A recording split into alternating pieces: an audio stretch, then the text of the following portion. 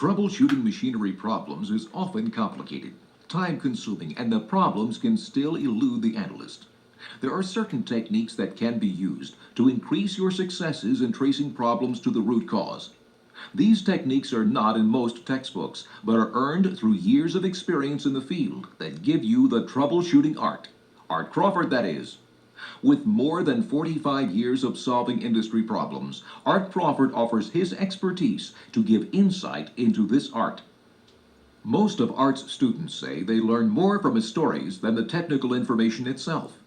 Here we provide excerpts from his classes, special lectures at CSI user conferences and Vibration Institute conferences, as well as a special interview session to give insight into problem-solving techniques by learning more about Art Crawford the man, the myth, and his methods. Listen as Art tells how he solves his first major problem.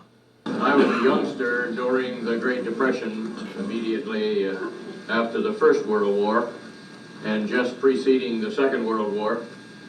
I used to try to figure out how to report my father to the Humane Society because I didn't think any human ought to have to work that hard. And I decided if I could possibly do it, and this is no reflection on anyone who's a farmer, but if I could possibly do it, I wasn't going to be a farmer. I graduated from high school when I was 15, and I decided if there's anything in the world I can do so that I don't have to stick a shovel in the ground, that's what I'm going to do.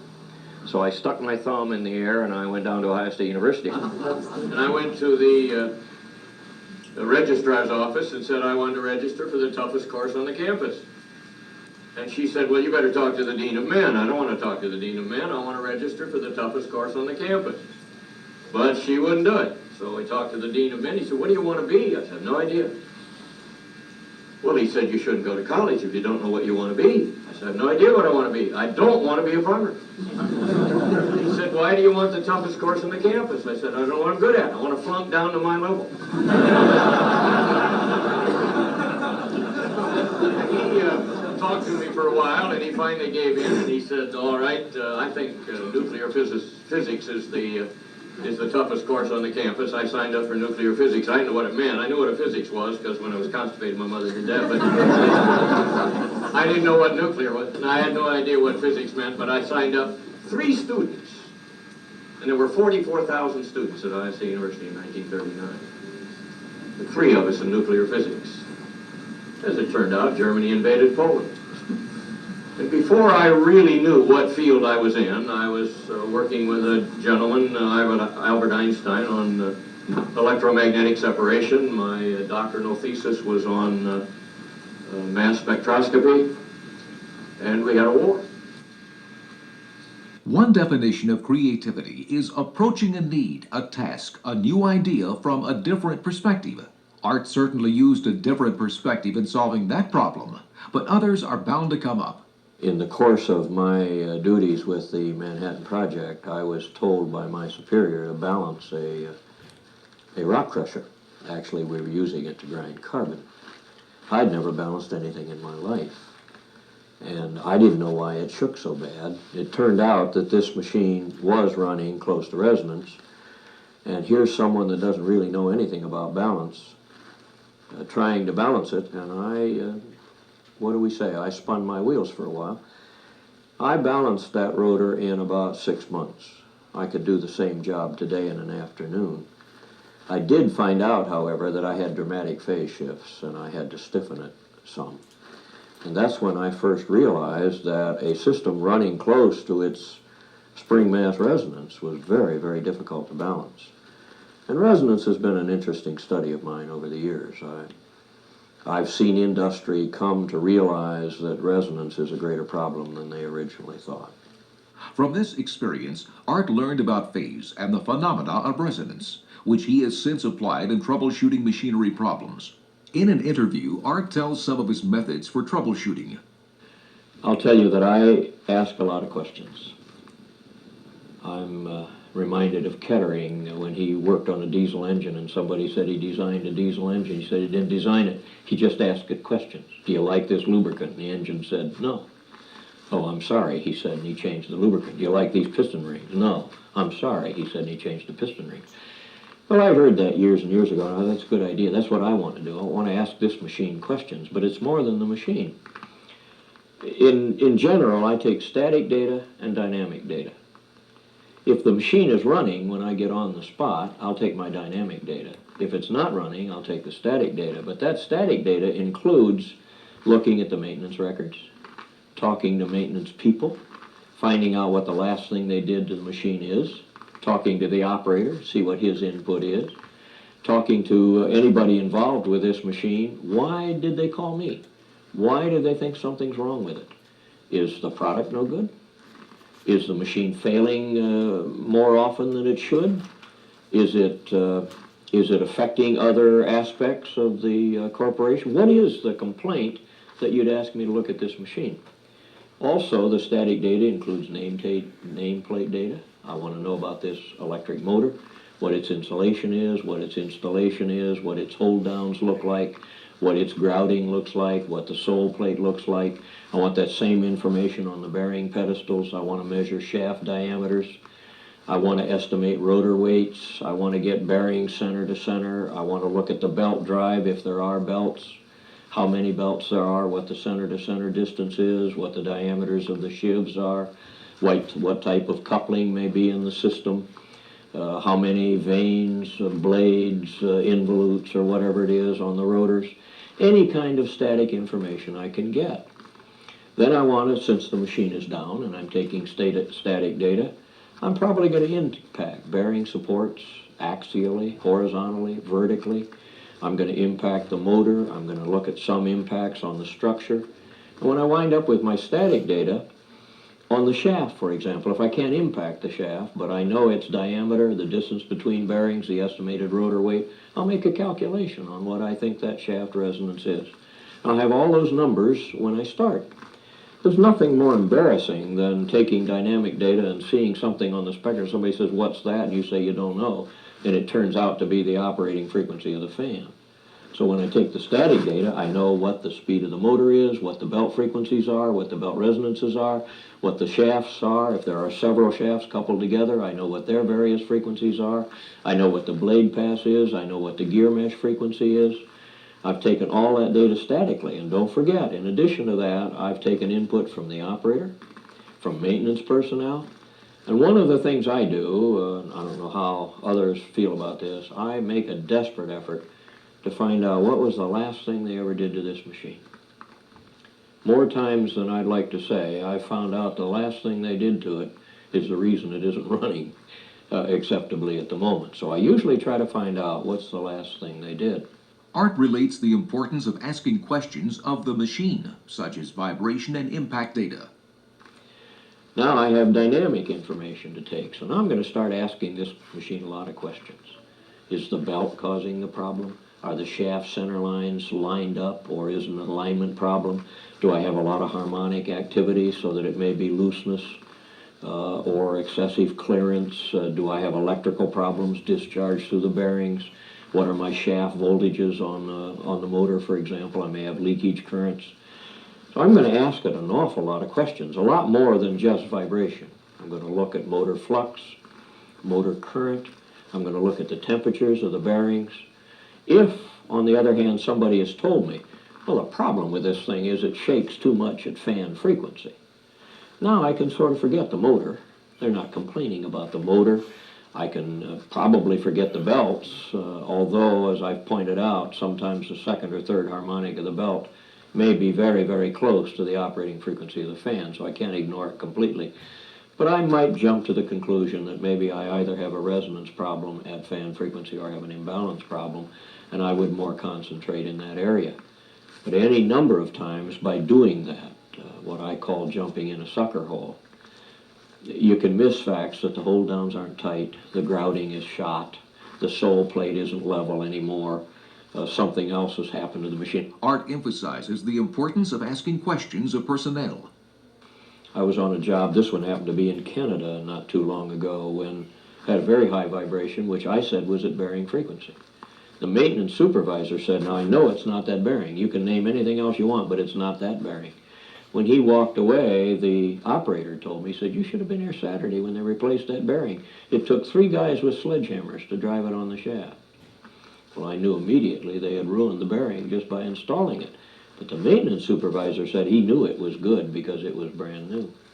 I had a case at a nuclear facility where a pipe was resonant, and resonant so bad that it was going to destroy itself.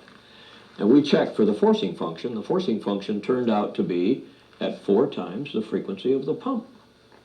When we tore the pump down, it was supposed to have a 5-volute or a 5-vein rotor in it 4. We called the pump manufacturer, and he said that was a mistake. We put the 5-vein rotor in, the problem disappeared. Sometimes the best questions can be asked of another machine as a comparison. If, for example, we had a tool cutter, if we could just hit it 2 or 3 times with a hammer and say, wait a minute, this thing only has 4,000 pounds per inch stiffness. That's a very weak tool cutter. It's going to chatter. It's going to produce a poor product. If the next machine down the line has 4 million pounds per inch stiffness, wow, why doesn't this one have it? A 50-ton milling machine over 40 feet long was leaving an unacceptable pattern in the finished product. After determining the problem frequency to be 294 hertz, Art relates how he traced the problem to the source. Now I know the frequency of that pattern.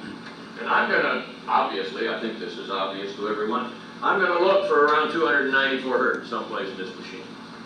I mount accelerometers vertical on the table, it's there. I mount them axial on the table, it's there. I mount them horizontally this way, it's there. I mount it on the machine right here, I got 294 hertz.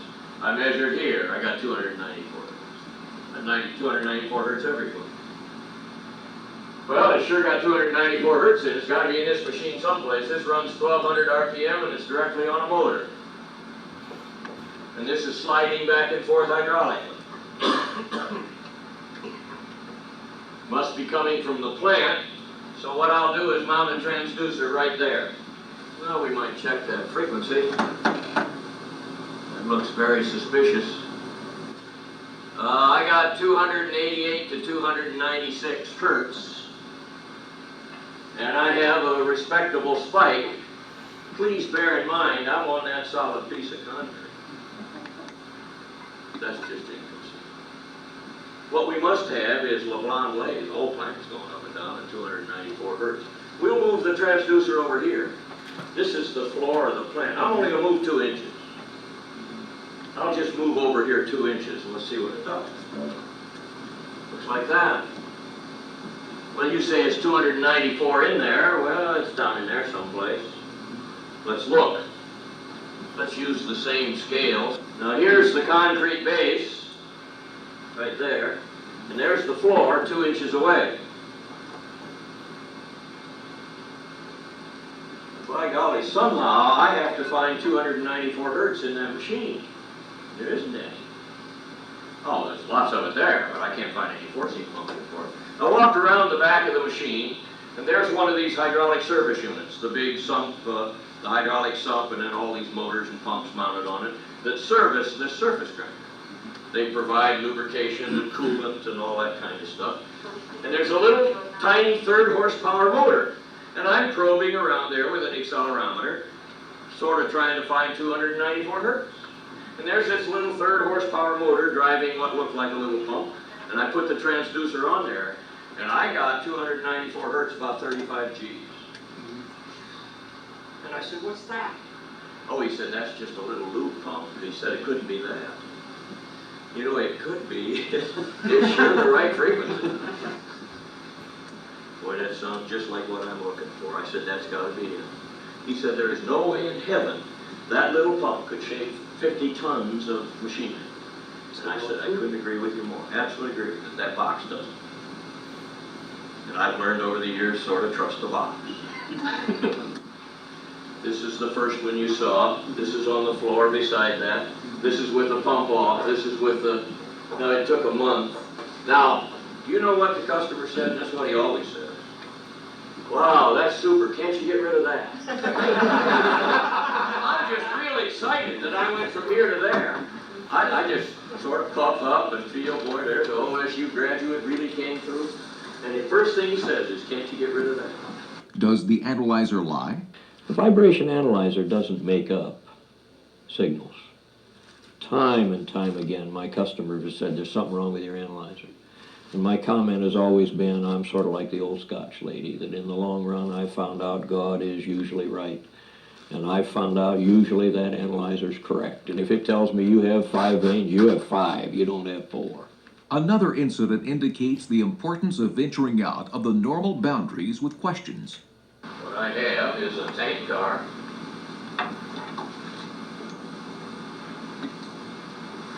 Sitting on the railroad rails here. And then there's a platform built above it. And they unload chlorine and pipe it into the plant. And up in this area, I got 90 to 100 mil.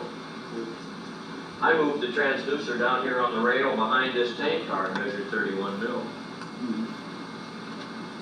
And I'm measuring that at about 9.6 hertz. And I said, wow, that's 9.6 hertz. What's that? He said, that's what I'm asking you. We're sitting out here in the railroad. Well, I want to look for a coherent signal. But man, we're a long ways from anything. So what we did is synchronous time averaging. But I have a radio transmitter where I can put a tack pulse in it, and I have a little receiver that goes in my shirt pocket that I can receive the tack pulse. So I put my analyzer on this platform with the receiver, and I start walking around with a photocell in this transmitter. About a mile away. I get almost a mile away. Ask West Bay. Well, we got it. Perfect. Synchronous time averaging, everything goes away but the 9.6 hertz. And I said, it's got to be that. You telling me that machine is shaking that tower? Well, that's what it looks like. Synchronous time averaging is a pretty powerful technique. When Albert Einstein was asked how he made so many discoveries during his life, he replied, I simply keep asking the questions that children eventually learn to quit asking. These seemingly dumb questions can be the key that leads to the solution. For example, I won't mention the company name, but one large air handler manufacturer sold a group of fans, air handlers, to a large company. And the purchase order said that no vibration should exist in the system that exceeded 1/10 of an inch per second. And the customer wouldn't pay because the vibration was 0.12. And their field service manager was unable to get the vibration below 0.12 inches a second. He did everything he knew how to do. They finally called me and asked me to look at these air handlers. And I said, how much do they vibrate when they're shut off? And the field service manager said, I don't know. They don't vibrate at all when they're shut off. And I said, wait a minute. They'd only have to vibrate 0.02 because it's 0.12. Maybe if we subtracted 0.02 from 0.12, we'd have 0.1. Oh, he said, that's a good point. We shut them off and they shook 0.11. And the customer looked at me and said, we better pay for these, hadn't we? And I said, absolutely. To eliminate repeat problems and get to the source, the big question must be, wouldn't you want to know why? Company calls me and we have this fan that we'd like you to come look at. So I look at it. I said, well, that one over there we have to balance all the time. And I said, why does it go out of balance? Well, we don't know, but it does go out of balance. What's the history on it? Oh, it runs great for about 4 or 5 weeks, and then the next morning it's badly out of balance. Well, what do you do about it? We call somebody in to balance it. Why don't you find out why it does this? Well, we don't know how to do that. We have a guy here locally that comes in and balances it. And I said, free for nothing. I'd like to know why it does that. If I'm going to learn anything, here's a fan runs good for 4, 5, 6 weeks. And then overnight, it's bad? Yeah, it's bad. So I went out and I got a little recorder that would record the overall vibration level once every second and stick it on a piece of paper. And I took it up there and stuck it on that fan because they weren't willing to pay me, cheap people, weren't willing to pay me a consulting fee to sit there for 3 or 4 weeks until it went bad. Well, in the time I came back, in a month, it had gone bad twice, both times 2:30 in the morning. So I said, it looks to me like we ought to look at this fan at 2:30. And what happens at 2:30 in the morning? Nothing. Well, something happens at 2:30 in the morning. And I said, if you're not interested, I am. I'll sit and look at this fan. So I went up to Wisconsin, and I got a motel, and every night I went in at midnight and back at 4 a.m. And one night, I'm sitting there, and up comes this kid with a hand truck, a 50-gallon barrel on it with mop water.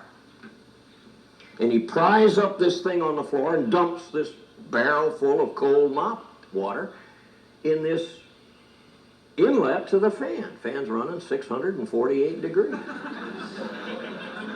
And I said, "What are you doing?" "Well," he said, "I have a girlfriend who's a nurse over at the hospital, and sometimes she can get off early in the morning. And if I have to take this down to the janitor's closet in the basement, I miss her. But when she calls me and says she can get off, I just dump it in this hole.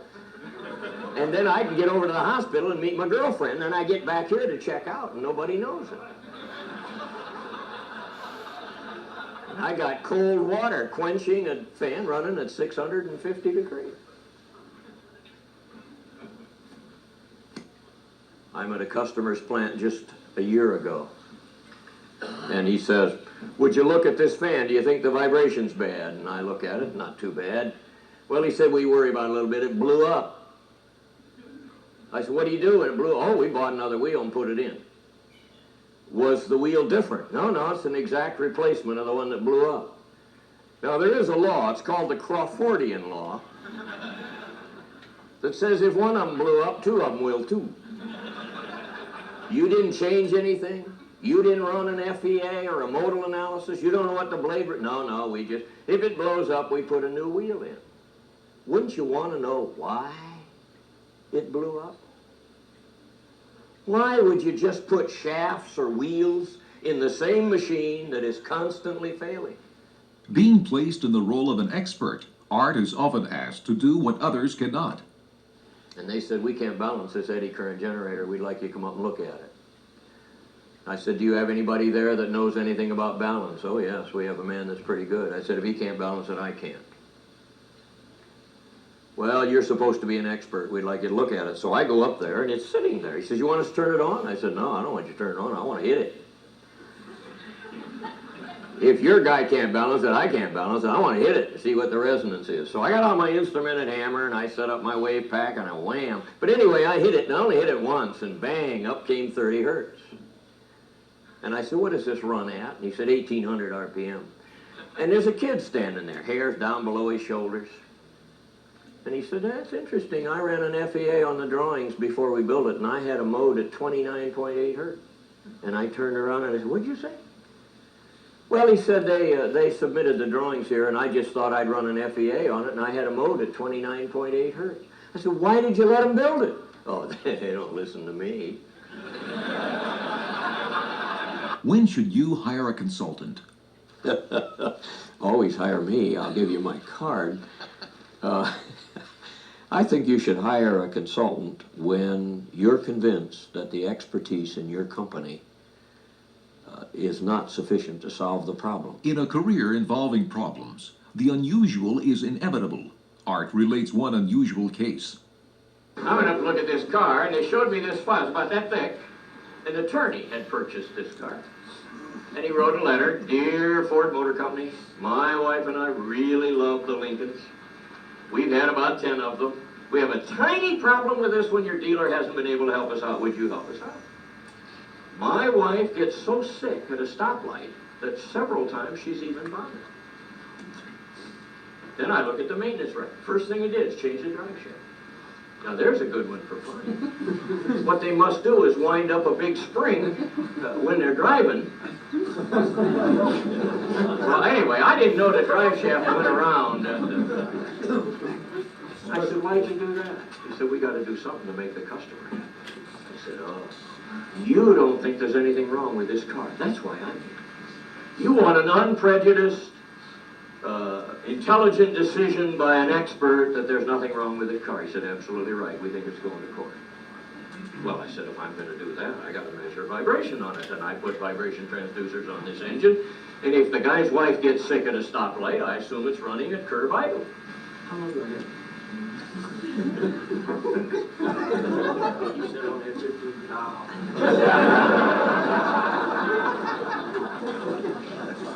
So I put vibration transducers on this thing, and I let it run at curve idle. I had 94 mils. Now, I know that engines vibrate a little around at turbine. But I've never seen 94 mils. And I said, I think something's wrong with this engine. They said, tell us what it is. Well, I said, it's half order, so it's, and this is a 4-stroke engine, it's fuel or ignition. Fine, what do you want? I said, I want a flow-tested carburetor. We put 7 on. Well, I don't suppose an 1/8 is going to make much difference. Give me a set of spark plugs. We had 10 sets in it.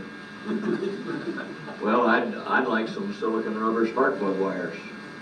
Well, we've probably had 7 or 8 sets of those. Distributor, coil, it doesn't matter what I named, they've done. I said, excuse me a minute. And I walked out to my truck. I don't know about you people, my service truck has more equipment in it than any company I've ever worked for. I mean, how do these people solve their vibration problems? They don't have anything. They got one transducer, a little thing they open it. Well, anyway, I went out to my truck and came trundling back in with my toolkit. He said, what are you going to do? I said, I'm going to take the engine apart. No, I said, you can't violate the engine. Well, I said, then I'll have to write a report that the vibration seems rather high in me. Took them 2 days to get me permission that I could take the engine apart. Honest. There were 2 pounds of baked beans in the intake manifold, all jammed up against one of the intakes. And another unusual incident. I got a call, the phone rang. And there was a girl on the phone. She said, I am the personal secretary. I guess I shouldn't tell you the company name. For the president of this company, his limousine will be there tomorrow morning and he wants the wheels balanced. Hey, balanced. I'm an expert. And I assumed somebody's playing a joke on me. I forgot it. Next morning, 10 o'clock in the morning, a black limousine pulled up, uniformed chauffeur pulled out, came in, asked for me, said the boss wants the wheels back. Who hired you to do this? Somebody playing a joke on me. He says, no joke. You gotta be kidding. I know where this company is. It's 350 miles from here. He says, I know that. Left at midnight last night because the blankety blank boss wants the wheels back. I said, why didn't you do it in your town? I don't want to tell you where it was. And he said, we've had them balanced 7 times. They still vibrate. I said, wait a minute. This is a big company. What tires you have on it? Firestone 500s. Oh, listen. I said, tell your boss to call Harvey Firestone. The guy says, he's dead. I said, I don't care. He'll get out of the grave and he'll give you Firestone 500s until your boss likes them. Just to keep your business. He said, hey, I don't know anything about that. The boss wants to see if you can balance it. I said, I can't. 7 people can't balance them. I can't balance them. What we'll do is trade them in for new ones. He said, no, you can't do that. Got to balance them. I have a juvenile delinquent that works for me. And I said, Steve, take the tires off that car. He said, the chauffeur said, I told you, we're not going to change the tires. I know I'm going to change them. I just want to look inside them. Got to be something wrong. A big tennis ball with somebody had opened the tennis ball and plugged it full of dirt inside the front tire. Honest, I'm not making it. Hey, if I made these things up, they wouldn't be as funny as they are. Absolutely no possibility that the kid that saw that black limousine and said, oh, we'll play a joke on that. But he did, and he got the goat of the president of one of the largest companies in the United States. Notice that in both of these incidents, Art avoids the same solutions which have already been tried, but looks at it from a different perspective. The unusual seems to be common to Art. It's fun. Really, if I ruled out the unusual, I believe that'd come pretty close to 20% of the jobs I work on. And it's because people don't look for the unusual that a lot of times they call a consultant. They don't think about baked beans in the intake manifold and various things like that happening, large chunks of aluminum. That's just unusual, Jim. There's no way you could call that usual.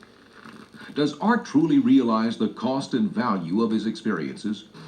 I just might as well entertain you the rest of the afternoon. I'm at Sun Electric.